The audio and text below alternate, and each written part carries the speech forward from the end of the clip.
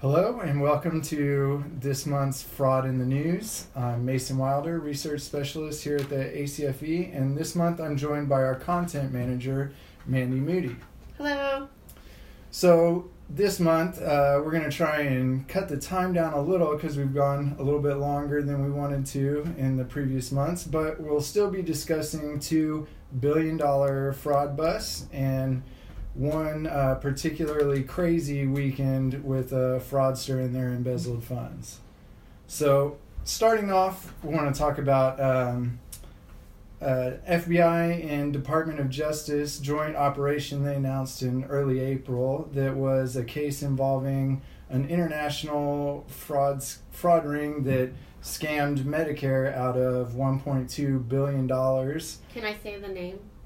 Yeah, sure. Were you going to do it? Yeah, at some point. Oh. Operation Brace Yourself. All right, I think they've been watching a couple of these episodes and like my puns. So, anyways, it involved unnecessary medical equipment, specifically back, shoulder, wrist, and knee braces, hence the name Brace Yourself. So, anyways, there were charges against 24 individuals.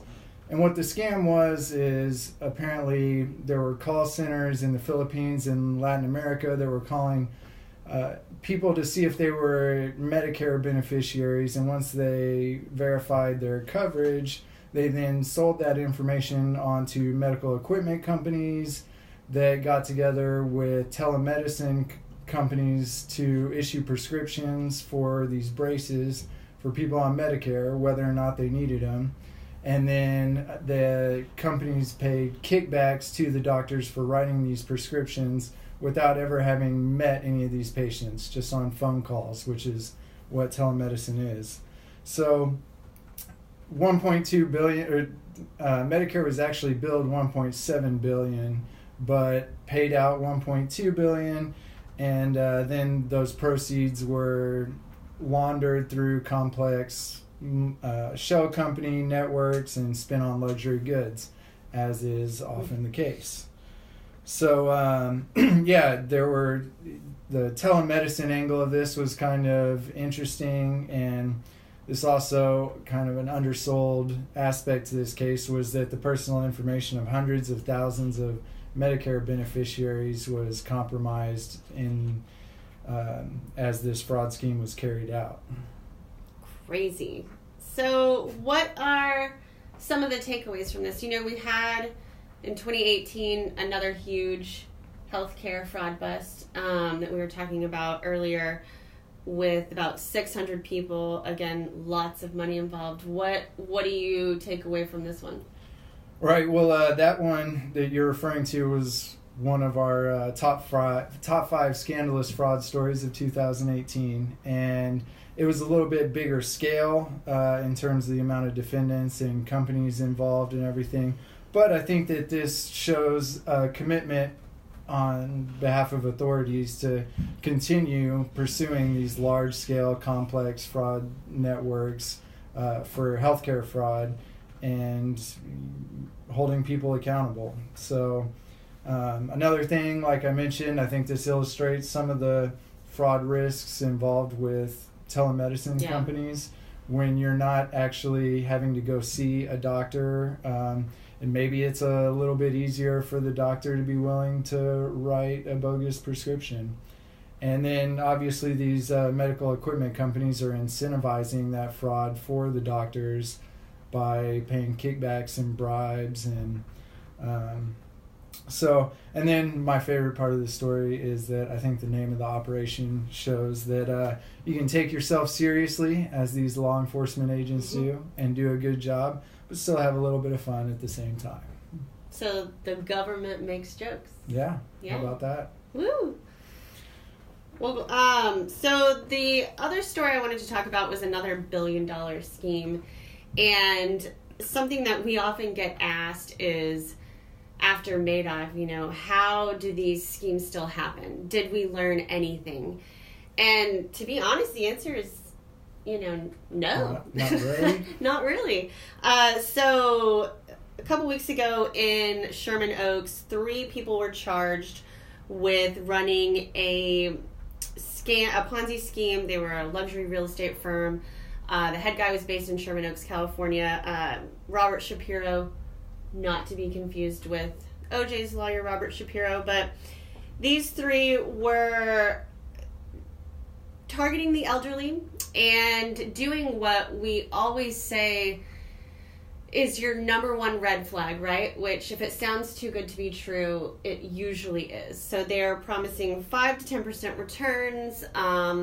It was going to just keep going up and up and up, and it spanned about 5 years. They were caught wire fraud, mail fraud, money laundering charges, tax evasion. But this is something that we'll continue to see, because when there's that trust involved, and as humans, you want to trust people, then this is going to happen. And we always say, like, you'll continue to see Bernie Madoff type schemes, because people want to believe that other people are good.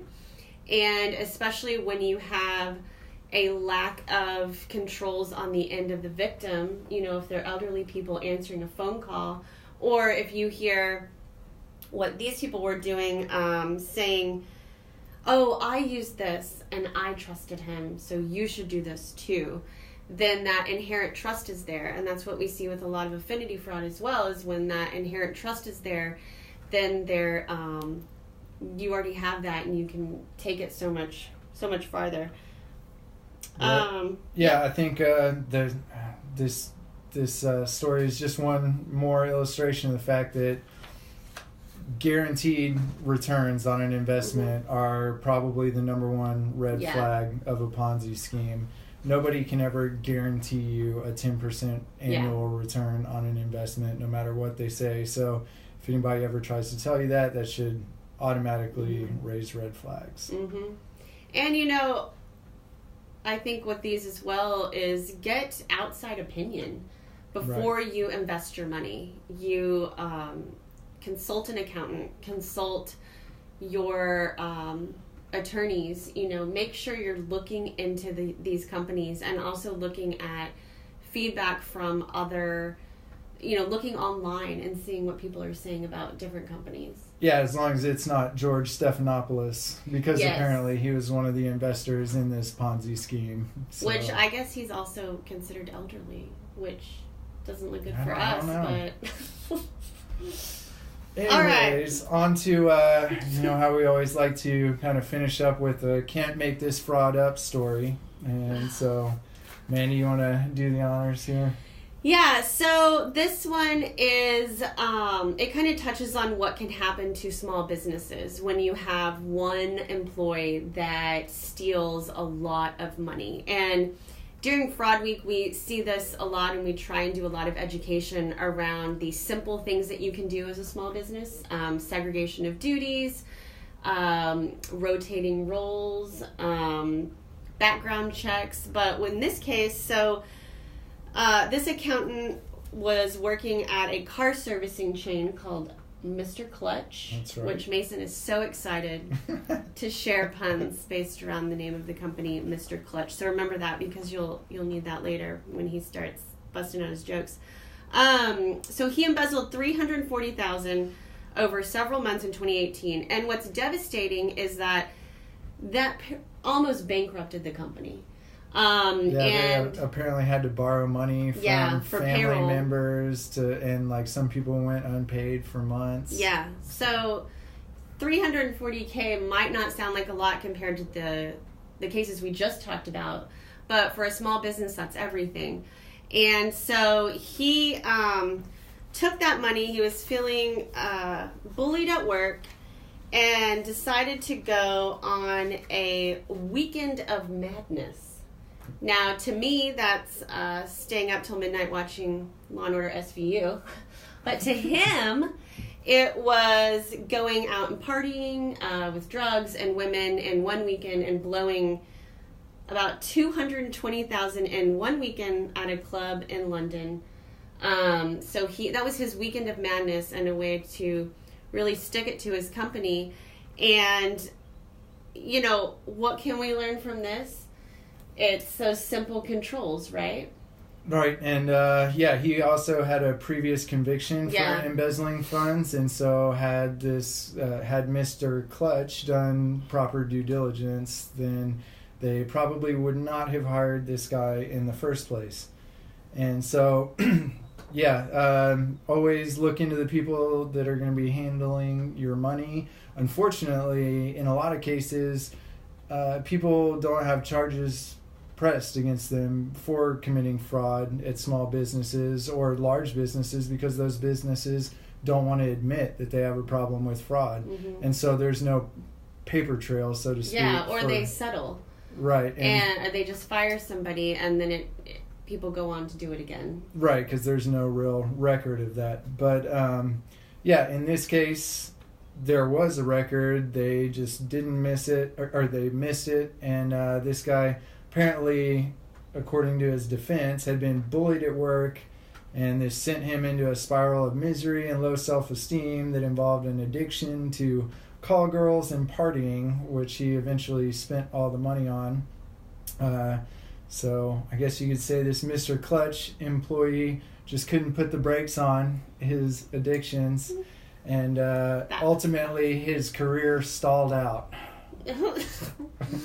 So on that note, thank you so much for joining us, and we hope to see you next month. Thank you. Bye-bye.